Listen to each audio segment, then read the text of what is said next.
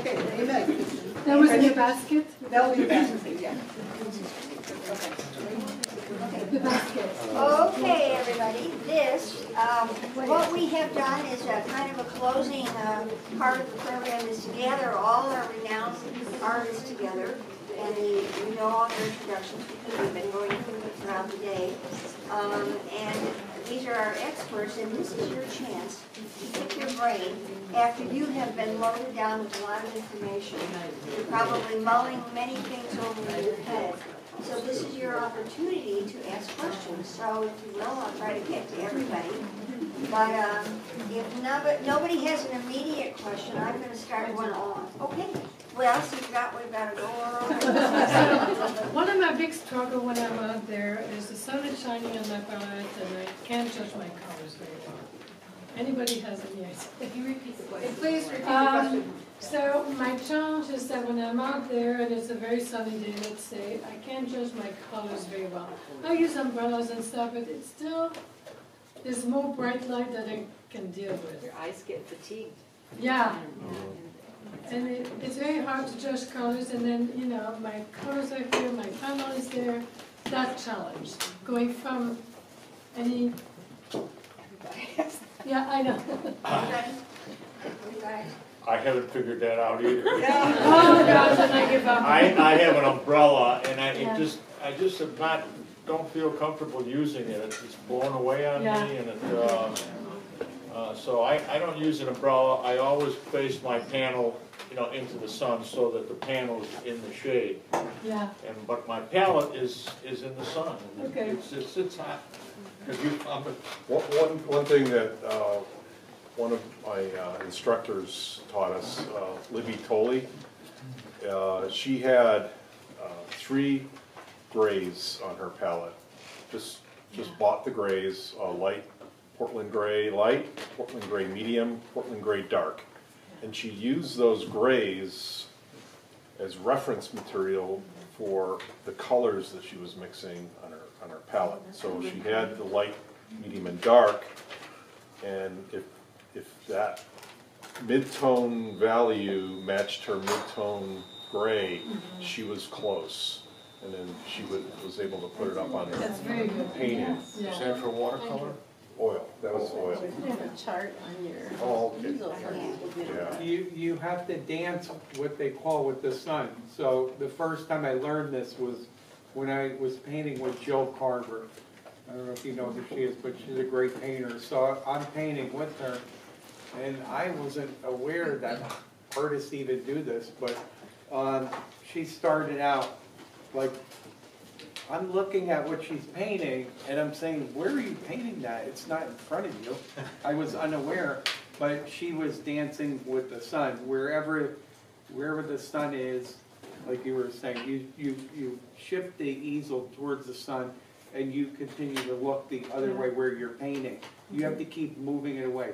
Very important to your color judgment on your painting and your palette, if they're not in the same light, it's going to screw up your values.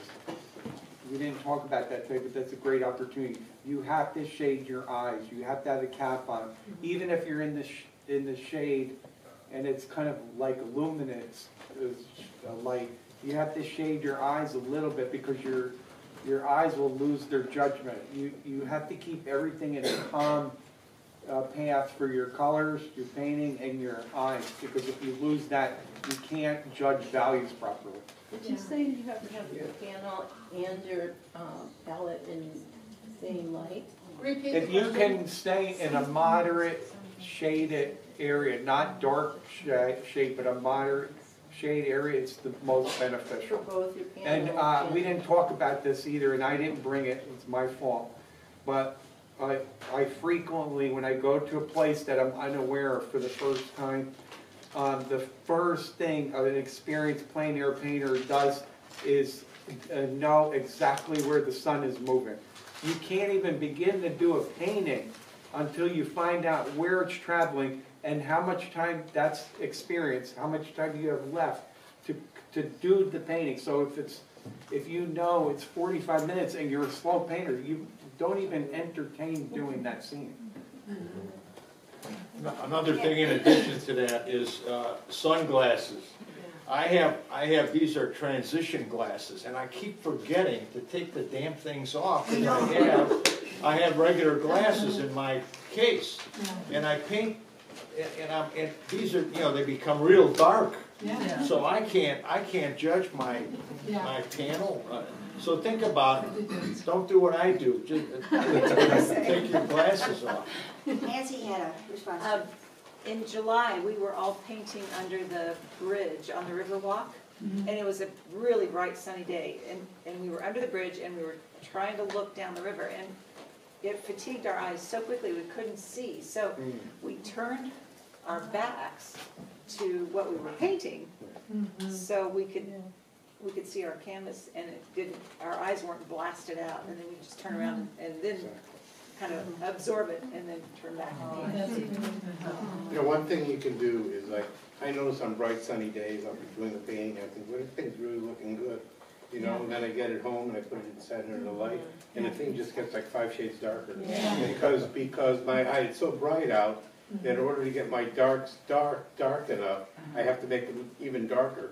So one possibility, I haven't really played with this, but it is a possibility that you could key your painting a couple steps up on a bright sunny day. So take your darkest darks, instead of like making them like, you know, say on a scale of 1 to 8, making your darkest dark like more, you know, not a totally high value painting, but maybe a little bit lighter, and key your painting, you know. So that'll be your darkest dark, and don't go any darker than that. That might help. Virginia. Just one thing I noticed here that I'd never seen before and blew me away when I came here first time 3 weeks ago is there's quite a few artists who have their palette vertical next to their painting. So would that help solve the issue of the light being different? Yeah. Paint always rolls off. You can also use, and again, I don't use one, but I know other artists that do, and because, as everybody was saying, you don't want your palette and your painting in the sunlight. Worst thing is to have your, you know, if you're going to have one or the other, then have your palette in the sunlight. But you could use a handheld palette too, right? And, you know, kind of like, you know, so the sun doesn't hit it. I wanted to touch on something we didn't talk about. Steve brought it up earlier about doing a nocturne. Are any of you interested in? Because we did a nocturne. When was that? Nancie, I don't think you were there. I'm afraid of rats. We were at. We did by Wicker Park. Yeah, Wicker Park. And Yeah, that was August 15th. Something like that. Yeah. I don't remember. Anyway, I just wanted to show you a nocturne painting. I brought it along, and then this is how I set up. And, you know, I had. Can you stand up? Oh, okay. Yeah.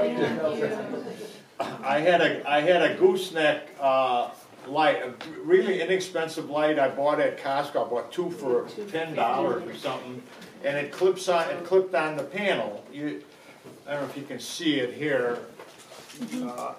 But it really illuminated the panel very well, and then on my cap I put a LED. These are both LED lights. But just a quick story about this. I decided where I wanted to paint, and it was about a half a block down from Damon Avenue. And when I set up, I realized I was there by myself. All the other artists were up on the main street. And I got a little concerned because, you know, there were so many robberies and things going on, especially around there. And so, as I was painting, there were 3 young guys were coming by down the street. And I thought, well, this could be it. So what I did is I stupidly, I pulled my camera out and I said, would you take a picture of me? So they took this picture for me. They weren't going to rob me. But I had to work quickly. Did you get the camera back? Yeah. I had to work quickly, and so this was probably 20% done in the studio and 80% done on the street. You want to pass that around? Yeah, you can pass it around. So, Well, But go ahead, I'm sorry. yeah, no, I'm sorry, anyway, I just wanted to give you a little exposure on Nocturne painting. That kind of brings us to a question that we kind of thought of, that sometimes plein air painting can be enhanced, and I've heard Steve talk about glazing, and touched up with some values and some little details. What do you all do typically when you get a painting home that you've worked on in the field to finish it off? At first, I love the alla prima experience, and I'm very reluctant to touch a painting just because I think I'm going to ruin the spirit of that painting if I bring it home different, a week later. I have done plein air paintings, and then I would let them totally dry, and I would experiment with transparent glazes just to warm up certain areas, cool things off. That's helped. Very rarely would I ever go in with opaque paint, just because that's just me. You're talking watercolor? No, oil. It's because he's a watercolor. Oh, that's because I'm a watercolorist at heart. But I don't think if you was oil. But I like when I do watercolor, I'll just do it for like alla prima and just finish it and then leave it at that. But I'd say Yes. 90% of the time, sorry. no, there was a question back there. Go ahead. Go ahead, Fabiola. Yeah. Can you talk a little bit more about switching your mind from working on oils and watercolor? That's a really good question. Before we talk about that one, can we just finish that? Yeah. one? Yeah. Okay. I was just gonna say that for me personally, I'd say 95% of the time what I do in the field is that's the painting. I mean, I'm not opposed to people working on their paintings a little bit. I mean, I'm in the camp that a plein air painting is done in the field and at least 90–95%, And if I do anything, sometimes when I'm doing a cityscape, if I'm gonna do some lettering, I might do the lettering in the studio process. But usually my plein air paintings are all done in the field. Mine too, and I try not to take a photo of the scene, because I've stared at this scene for 2, maybe 3 hours, and I have to rely on my brain to, if I have to finish it later, to do it. That's really great. What I do is take the painting wherever, if it's in the competition, back to my host home or back to my studio. I put it somewhere against the wall or on the easel in the studio, and I leave right away. I don't even entertain the idea of looking at it, because you're already spent. You've expired all your energy, and you're not fresh. Remember what we were talking about before? So even an hour later is good. And then I just look for quirky things. That's the only thing. I usually don't change them. I've ruined quite a few paintings trying to go back in, to Steve's point, and try to redo it. It's not a good thing. It's not a good thing. I agree. The spontaneity of the thing is you can destroy that but I usually after a painting I will let it dry for at least a day or two, because the colors change. Like you were saying. Except for pastel. Yeah.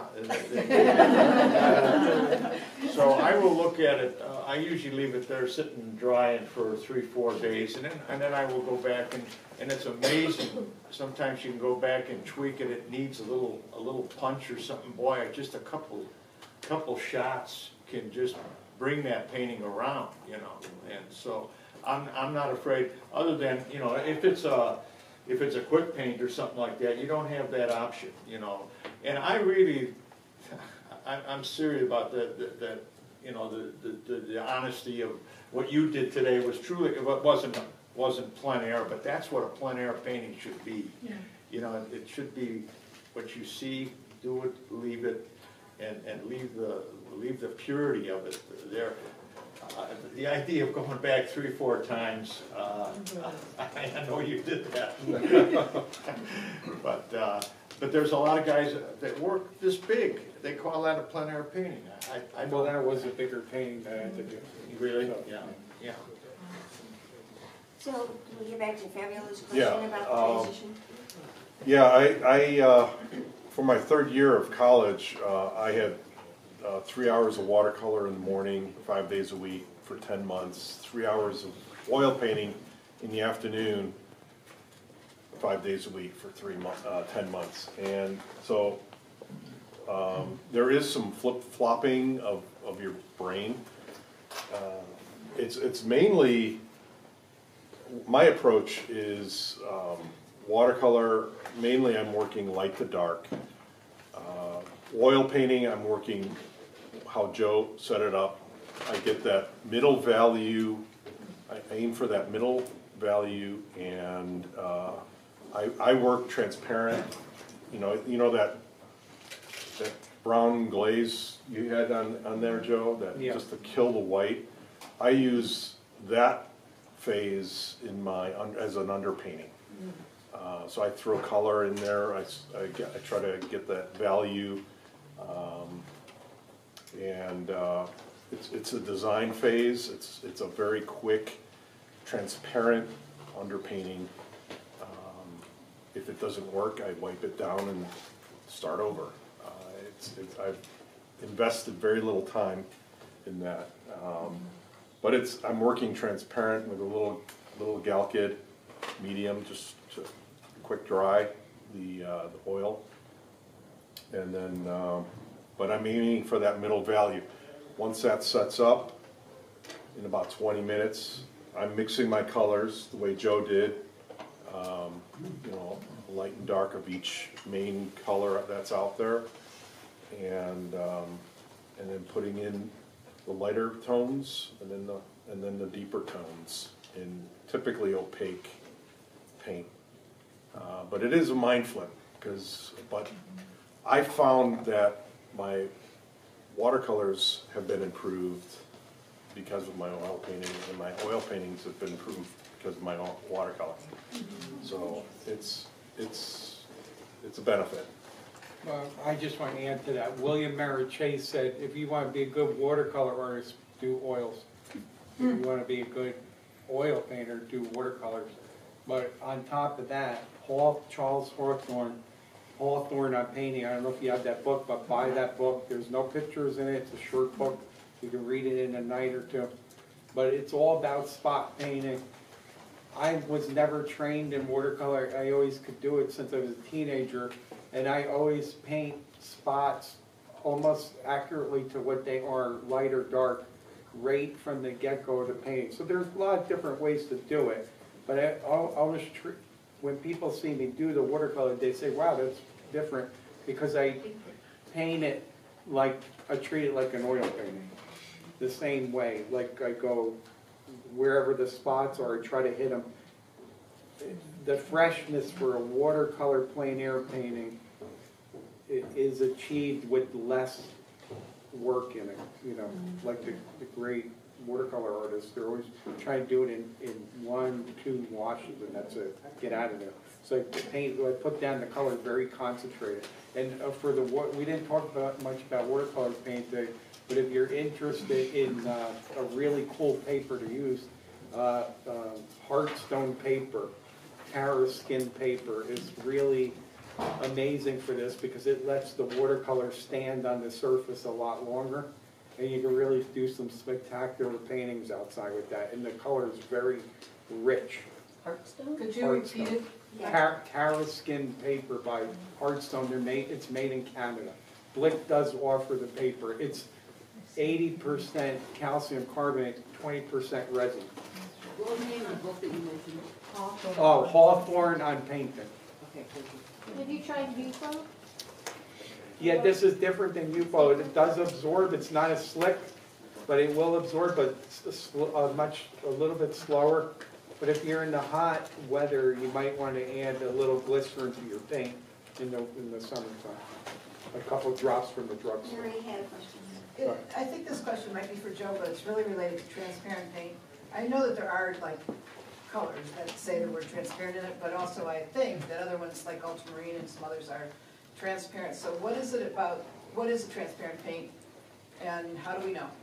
Okay, so each company's different, but Gyurcsak abides by the ASTM ruling, which is to put all the information on the back of the tube. So we evaluate the opacity of color. We do that over a black bar.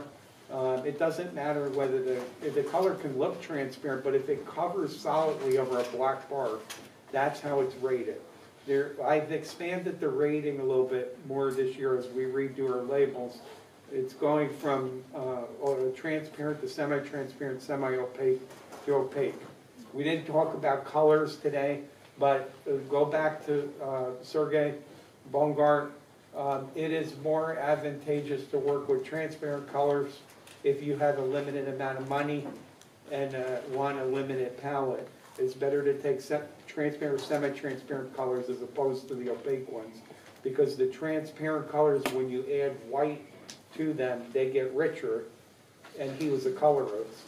And if you add white to opaque colors, they get cooler and duller, more, not offense to you, but pastel looking. You know, so they lose some of their intensity by adding white to them. A lot of people don't realize that, but opaque colors are not, when they're trying to gain more color in their paintings, they're going with opaque colors and they're actually doing disjustice by adding white to them. I just wonder if either the watercolorists use canvas, the canvas treated for watercolors. I've tried it. It's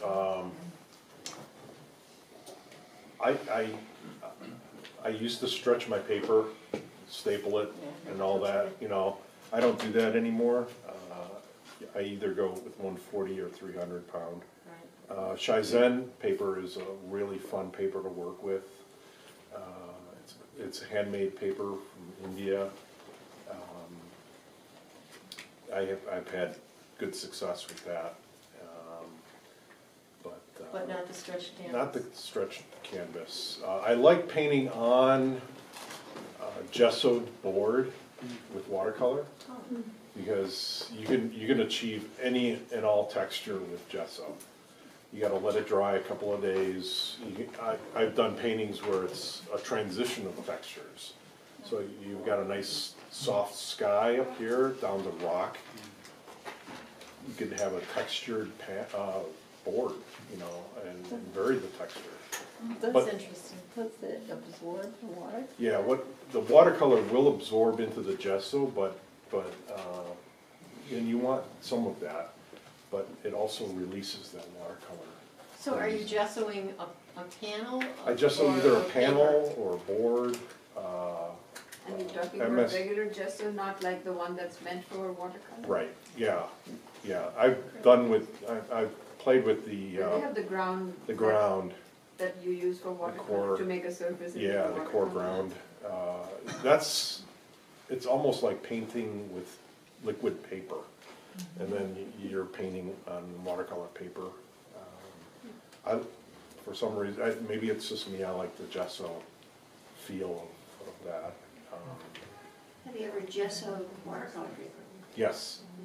Yeah, I bought, by mistake, a big pad of hot press. I go, no, I wanted cold press. So I'm using that hot press, and I'm just gessoing the paper. It's on a board, and it keeps it nice and tight. So I'm playing around, and I got a couple good paintings out of it so far. Interesting. Yeah. So play with gesso if you have it. You know, go for it. But let it dry overnight and before you go wild on it. Thank you. Questions, guys? More?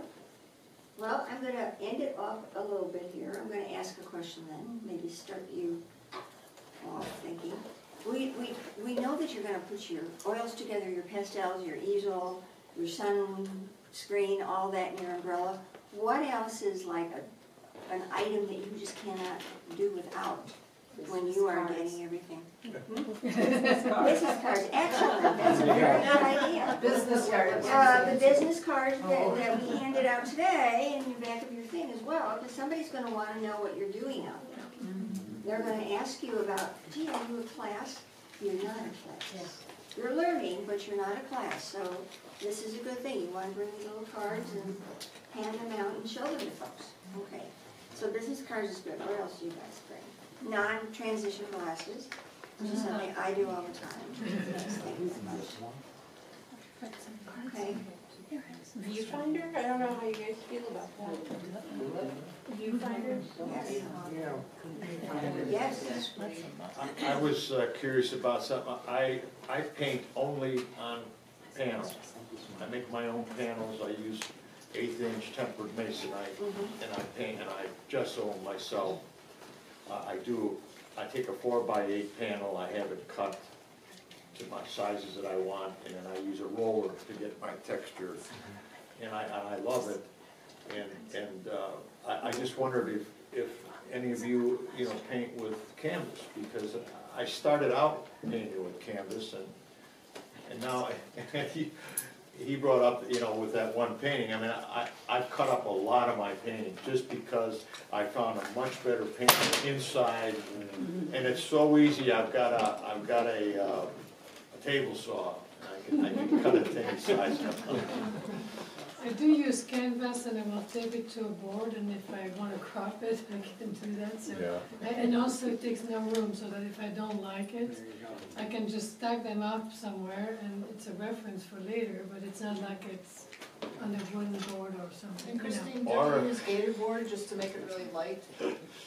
No, the gator board is just a support. But yeah, I haven't, Or if I have a big painting and I have a small frame.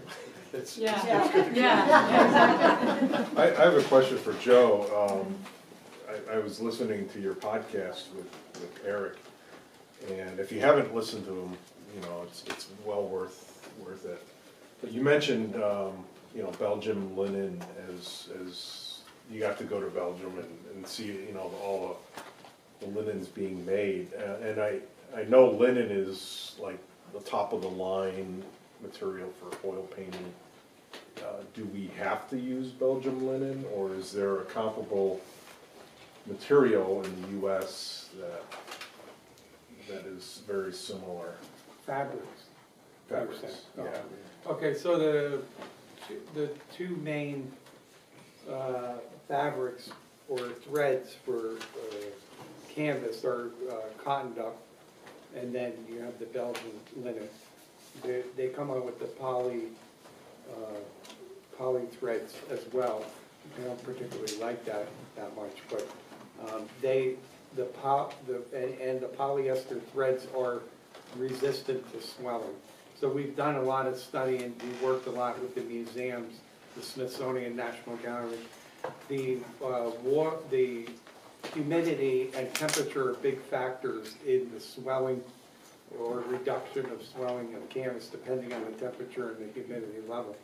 So if the linen and the cotton duck will both swell at times when it's very humid, and it will get tighter, the canvas, and it will get looser as the time goes on.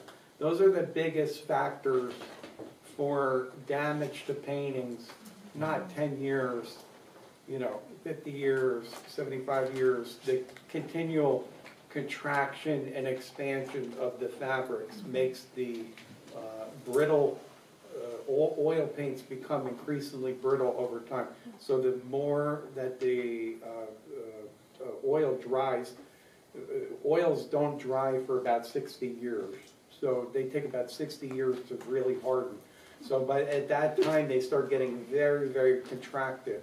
And any kind of movement, expansion, contraction on the surface is not good for them because it causes cracking. We found that out from John Singleton Copley paintings in Boston because they were going under severe stress during the years when they were kept in Boston either very cold or too hot. And so they had very peculiar crackings and damage to them. So linen is a stronger fiber, but it still has the same problem as cotton duck. But in today's world, there is no other real, there's only 3 options, the polyester, the cotton, and the linen. Linen affords you extra strength with the warp and the weft, the weaving of it. But the conduct is fine. I mean, it's fine. I can tell you I worked on this for quite a few years, developing canvas lines for Utrecht and working in unison with Utrecht and Golden Paints. And we were both on the same path of trying to study the, more important than the fiber, the amount of gesso coatings necessary for no bleach hit through, soak through of oil paint, because over time it's very deceiving. The oil paint doesn't look like it's going to seep through but on cheaper canvases the oil will strike through the back. If that does happen, there is deterioration of the fibers from the acids in the oil. So we all kind of came to the same conclusion. At least 3 coats of gesso are necessary for oil painting, yes. Does GAC 400 help? What was the question? The GAC 400, yeah, that's not a bad idea. Because it's stiffener. What is that? What is that? It's there's a finished formulas of a polymer formula of just clear acrylic that you can put on the fibers first initially. You can also put it on your MDF boards and stuff and masonite to block out any kind of discoloration that might happen from the boards. And then you would put your gesso coatings on top of it. And when you're talking about gesso, are you talking about acrylic gesso or other? We're focused on what you call polymer gesso. Real gesso, I don't know if all of you know, that was a big argument, God bless his soul, Mark Godsigan, who wrote the Painter's Handbook. I was good friends with him. He always used to get pissed off at that because he used to say, gesso is not what we're selling. Gesso, the true one, is the chalk and the rabbit skin glue and the whiting. And he's correct about that technically. But in today's world and the marketing terms and everything, we have called these gessos, which Utrecht was one of the first to invent the new modern gesso, the polymer gesso. So that is a gesso that is absorbent. It has a ground, but it's not the same as a cooked gesso, which is more appropriate for a hard surface, not a flexible surface like canvas. What was the clear product again called? I'm sorry. I'm sorry? The clear gesso, what was the name of it? Oh, he's talking about the golden GAC 200, and that's just a polymer. 400. Oh, 400, yes. So we have to, I'm sorry, we have to put this to an end. I honestly didn't want to do this. So Mary's going to do a wind-up, but I would like us to give our panel a really great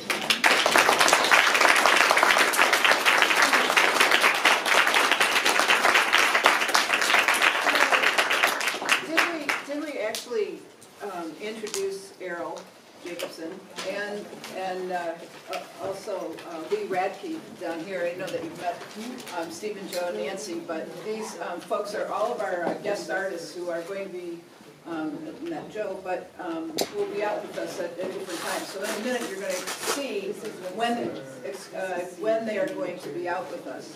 But I just want to say this about guest artists. We started this a year ago, 2 years ago maybe now, and a guest artist, the reason that they're selected is they have street cred as artists and as teachers.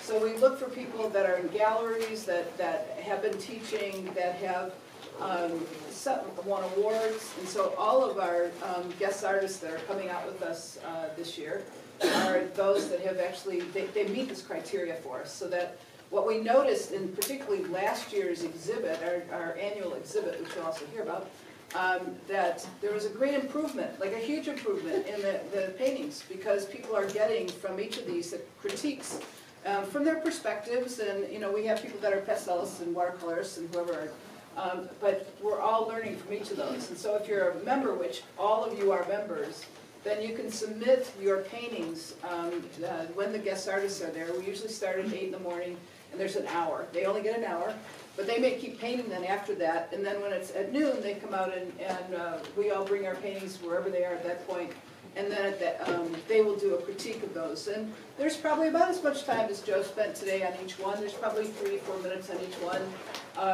We actually tried to say only members because we were getting too many people, but now we have so many members, so it may be 3 minutes, 2 minutes, whatever, but we really want everybody to have, and you don't have to submit a painting if you don't want to, but of course, if you do, you get the benefit of people who have this great experience. So let me just reiterate then, thank you so much for participating in this day.